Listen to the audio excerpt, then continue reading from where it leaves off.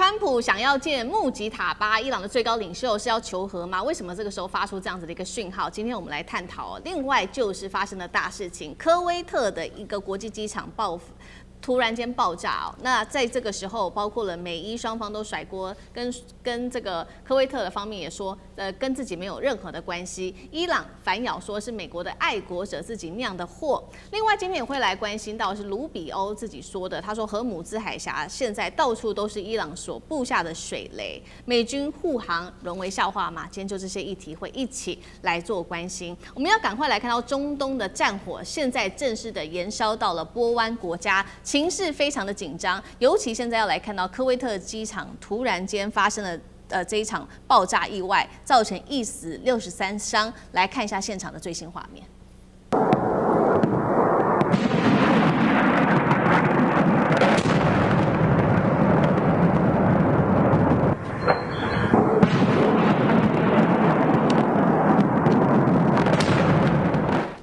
好，情勢看起來非常的嚴重哦。在這一起的爆炸發生之後，我們要趕快來看到，不管是美國跟伊朗方面都否認是自己所做的。首先是科威特說是伊朗發射的13枚的飛彈跟17架的無人機造成了這個民用機場受創。科威特一表態完之後，美國是立刻的跟進科威特表態說，他說確實是伊朗做的，而且是伊朗蓄意攻擊的民用設施。如果美國說的話成立的話，那就代表說，代表美國沒有辦法真的保護好這個波灣國家嗎？尤其是在空中的部分，美國是無力保護波灣國家嗎？再來看到的是伊朗方面，伊朗方面也說啊，這一個爆炸案跟我沒有任何的關係，這個是美制愛國者在攔截導彈的時候自己墜落所釀成的一場禍。如果真的是美國所釀的禍的話，代表說美國自己傷了自己的盟友嗎？那麼針對於目前這個中東的緊張情勢，川普最新表態，他說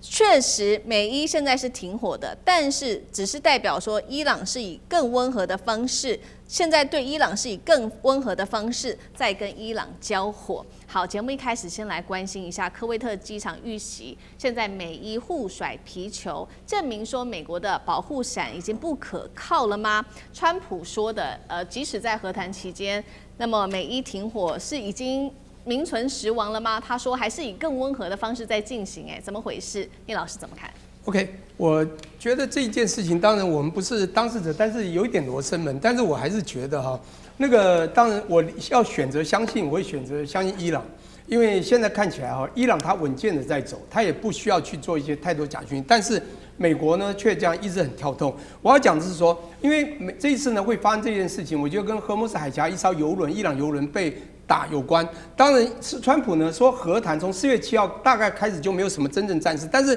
零星小戰事總是發生。但是我們看到伊朗之前是對等還擊，現在他還是有對等報復的想法。當你炸了我油輪，我就必須還擊。可是你知道，他要告訴人家說我不示弱，可是他能力的確你也不可能打到美國本土，他選擇的都是在中東地區的美軍基地。以前不管是这個蘇丹王子機場那個沙特的，或是阿聯酋的，或者對不對？或者這個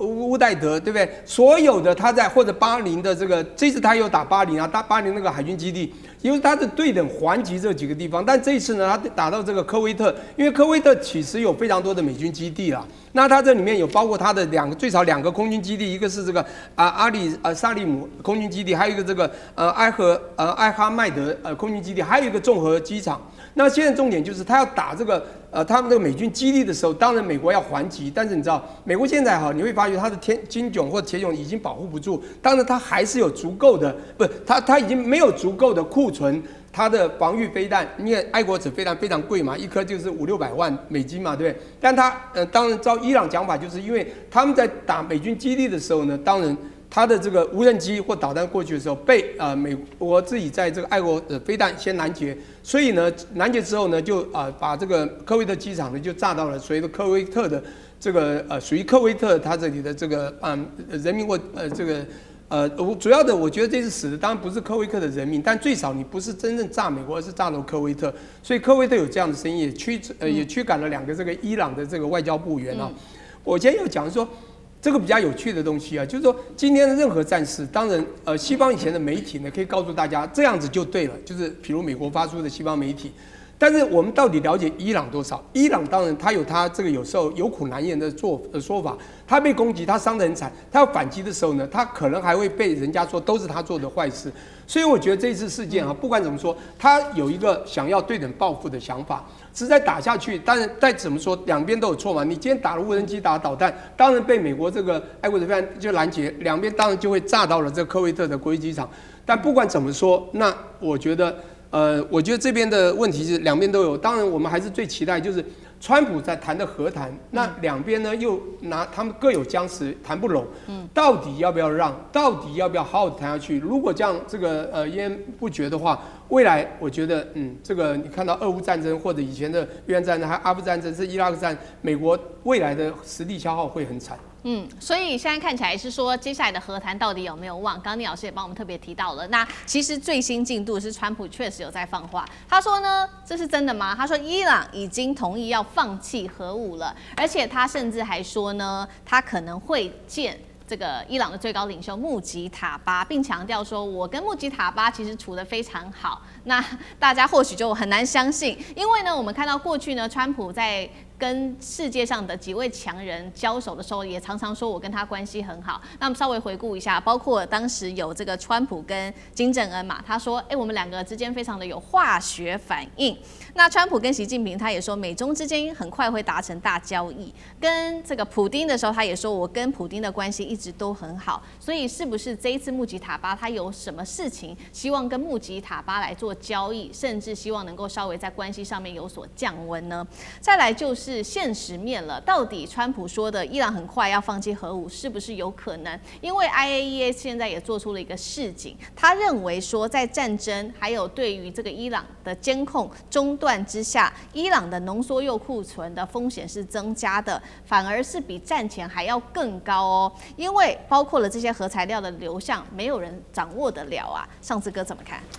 首先，其實川普這次是在接受這個《紐約郵報》Podcast 節目訪問當中，突然脫口而出說他要跟穆吉塔巴見面這件事情。我想，其實川普這樣，我們都熟悉他，他是一個非常習慣就是個人強人外交的人。所以就像如文思明講的，他跟習近平好，他跟普京好，然後他跟金正恩好。其實對於美國敵對的這些都美國敵對的國家，其實他都要說好。所以現在他點名穆吉塔巴，我想這是他的一個想望了哈。要知道，對於穆吉塔巴，大家不要忘了哈，其實不是美國官方，但是都美國媒體都有引述說，美國政府說穆吉塔巴死了，穆吉塔巴重傷，穆吉塔巴臉爛掉，還有人說穆吉塔巴是同性戀，放了各種醜話狠話。而且不要忘了，穆吉塔巴的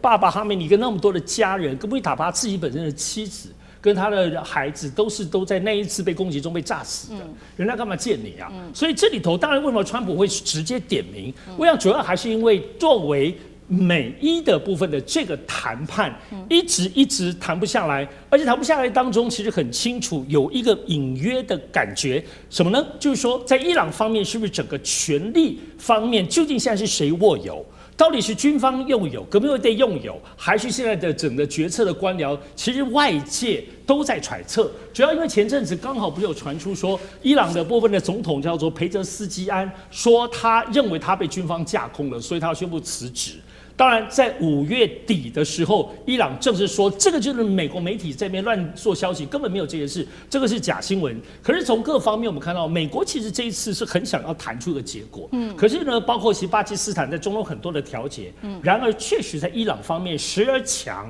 時而又說好像可以聚焦。當然，我們都知道這裡頭最大關鍵，其實為什麼要見穆吉塔巴，就牽扯到濃縮鈾的這件事情。那是不是濃縮鈾這件事情，目前看起來是所有談判條件吶，以離的這個部分的這個所謂的戰爭要停止，很多周邊條件之外，目前濃縮鈾這件事情是非常非常沒有聚焦的。所以看起來可是川普最要的就是伊朗不能有核武器，濃縮鈾這是川普在公開已經講了 N 百遍了。所以呢，這件事情看起來真的是有穆吉塔巴可以決定。所以在現在各方面周邊都在談，可是一旦濃縮鈾沒有一個到穆吉塔巴在伊朗方面能夠決定的話，對川普都是非常非常難受的。而且現在整個有關於整個美伊的部分戰爭，你快100天了呢，哈，3個月多了，破100日這件事情在政治上當中會有意義，對川普形成另一波的壓力。好，美伊和談判這個已經破100日哦，川普在政治上面的壓力越來越大，尤其剛剛特別提到的這個濃縮鈾問題，至今可以直接說就是無解。那麼和談的另外一個重要項目，現在看起來也是蠻無解的，就是荷姆茲海峽的問題了。盧比歐呢最新放話，他說呢已經承認說伊朗啊有在設水雷哦。關鍵問題是沒有人可以知道這些水雷在哪裡，包括說有多少顆水雷呢？這些水雷放在哪裡呢？還有這些航道到底安不安全？哪一些區域可能被引爆？現在呢都沒有任何一個答案。那伊朗呢在於這個荷姆茲海峽的管理也越來越制度化，最新成立的這個叫做海峽管理機構，他說已經有300艘外籍船隻申請通過。這些我們知道航運業者現在也都會逐漸的來尋求伊朗的幫忙哦，希望伊朗來點頭，他們才能通行過去。再來就是美國自己內部的問題了，現在有水雷的問題，但是美國你有沒有辦法掌握情報變得非常的重要。但是現在的問題是，包括了 CIA 國家情報總監辦公室出現內鬥問題耶，有辦法好好的處理伊朗問題嗎？厲將軍怎麼看？你知道美國總共有多少個情報單位嗎？總共有18個情報單位哈。所以說，他必須要設一個情報總監來整合所有情報單位，因為這麼多個情報單位，會不會有些情報就疊床架屋，這個你也做我也做哈，就浪費了資源。那當然也有互相掣肘的哈，也有這種可能。那我覺得這是 CIA 跟這個情報總監會發生這種內鬥，極可能有幾件事情，就是互相貪功嘛。爭功嘛，就是我的情報為什麼要提供給你？我辛苦，我為什麼要跟你講？第二個可能是不是利益的糾葛哈？這個 CIA 他可能他自己做情報，他有相關的情報經費，那情報總監是不是這個也要有相關的預算經費？我覺得這個以美國現在的官僚體制來講的話，不排除有這種可能，雙方來講可能為了這個利益糾葛互相鬧翻的可能性是非常高的。那我們看到哈，從這個美國去攻打伊朗到今天哦。是第96天，我還特別每天算。那如果說96天狀況怎麼樣？我還記得96天以前，美國去攻打伊朗的時候，信誓旦旦定了幾個他的戰略目標。第一個，要伊朗政權更迭嘛；第二個，伊朗周邊的這些這個外圍組織就是他的小弟哈，不可以再支援他們，包括胡塞組織、黎巴嫩真主黨啊這些，你不可以再支援他們。那第三個，就伊朗不可以擁有濃縮鈾哈。第四個就是這個不可以擁有這個射程超過2000公里的導彈，避免對以色列發生威脅。但是這4個目標，我們現在回96天之後，我們看現在川普談都不談呢，現在談的什麼是荷姆茲海峽？那現在荷姆茲海峽，如果說按照盧比歐所講的，是不是整個這種荷姆茲海峽的主控權完全就是在伊朗手上？他這邊現在盧比歐自己承認了。在荷姆茲海峽已經部署了這麼多的水雷，已經布滿水雷。那所有船只困在荷姆茲、困在波斯灣裡面的船只，它要出來啊！我要出來，這96天我沒看到美國哈，這個可以對這些船只提供任何護航或者掃雷，完全是沒有，對不對？這個所以說各船只你被困在裡面，那船東怎麼辦？我這船要做生意啊，我為了要討生活，我船困在裡面，每天的消耗多少錢？不但沒有賺到錢，而且我還要這個付船員的薪水啊，或者是船在那邊虛耗，所以他就想辦法要出來嘛。那只有一個方法，假如我付錢能夠解決問題的話，我就付錢嘛。所以我相信這段時間哈，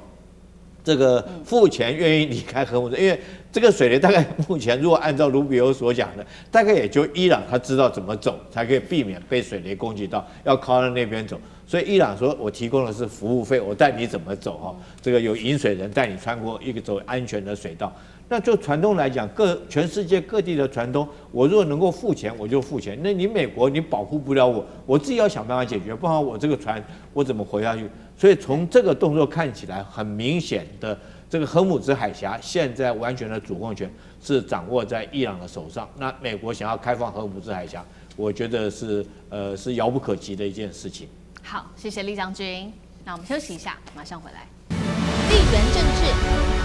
美中之爭、戰略價值、強權崛起、小國生存，現在與未來洞悉事件走向，掌握世界脈動，全球觀點盡在環球大戰線。